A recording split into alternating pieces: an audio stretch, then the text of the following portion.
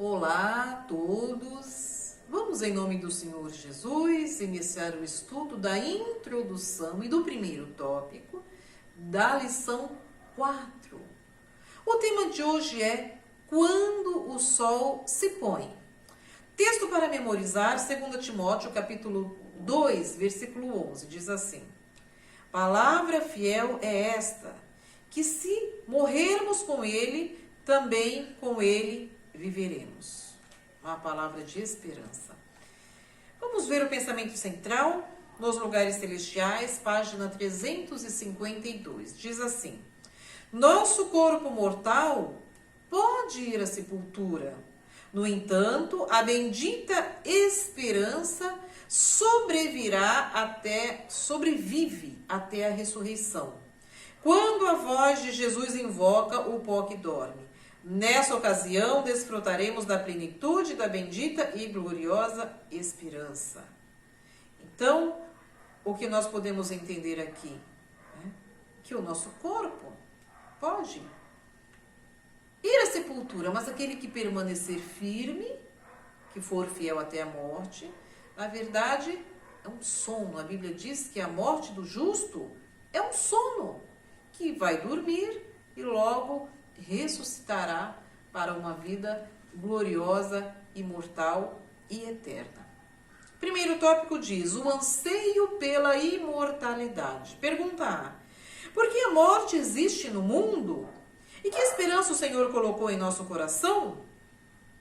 Lá em Romanos 5,12, fala que a morte entrou no mundo pelo pecado, pela desobediência de nossos primeiros pais lá no Éden, de Eva e Adão. Assim que eles pecaram, então, aí a morte entrou. O pecado entrou e a morte entrou. Diz assim, Romanos 5,12. Pelo que como por um homem entrou o pecado no mundo, e pelo pecado a morte. Assim também a morte passou a todos os homens, e por isso que todos pecaram. Se por Adão e Eva entrou o pecado, a morte, nós somos descendência de Adão e Eva. Nós carregamos a morte e o pecado em nossa genética, em nosso DNA. Mas nem tudo está perdido. Agora, a segunda parte da pergunta diz a esperança que Deus colocou em nosso coração. Vamos ver lá em Romanos 6,23. Porque o salário do pecado é a morte, mas... olha esse mais aqui que vai fazer a diferença, que vai nos dar esperança. O dom gratuito de Deus é a vida eterna. Por Cristo Jesus nosso Senhor, pelo sacrifício de Jesus na cruz. E aqui diz que o dom é gratuito. Então, a entrada no céu, a vida eterna, é gratuito, é de graça. Então vamos aproveitar essa oportunidade, esse dom gratuito que Deus quer dar a cada um de nós, a mim, a você, através do sacrifício de Jesus na cruz. Eclesiastes 3,11 diz: Tudo fez formoso em seu tempo, também pôs o mundo no coração deles, sem que o homem possa descobrir a obra que Deus fez desde o princípio até o fim. Vamos agora refletir o pensamento inspirado, o grande conflito, uma parte da página 533, que diz assim: Deus prometeu a imortalidade sob a condição de obediência, o que não ocorreu lá no passado. Nossos primeiros pais com Eva e Adão, eles desobedeceram. Então eles perderam a imortalidade. Eles quebraram a condição, eles não seguiram as instruções. Mas o ser humano a perdeu quando transgrediu. Adão não pôde transmitir aos descendentes algo que não tinha. Se Adão perdeu a condição de mortalidade, os seus descendentes também perderam. E se nós somos descendência de Adão, nós não temos por nós mesmos essa condição de mortalidade. Nós somos mortais.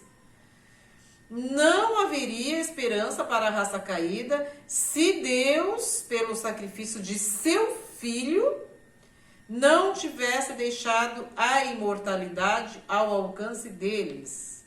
É somente por meio de Cristo que se pode obter a imortalidade. Agora vamos refletir no texto de Patriarcas e Profetas, na página 60. Visando atingir a uma existência infinita, a humanidade devia continuar a participar da árvore da vida. Privada dela, a vitalidade diminuiria gradualmente até a extinção da própria vida. Era plano de Satanás que Adão e Eva caíssem sob o desagrado de Deus pela desobediência.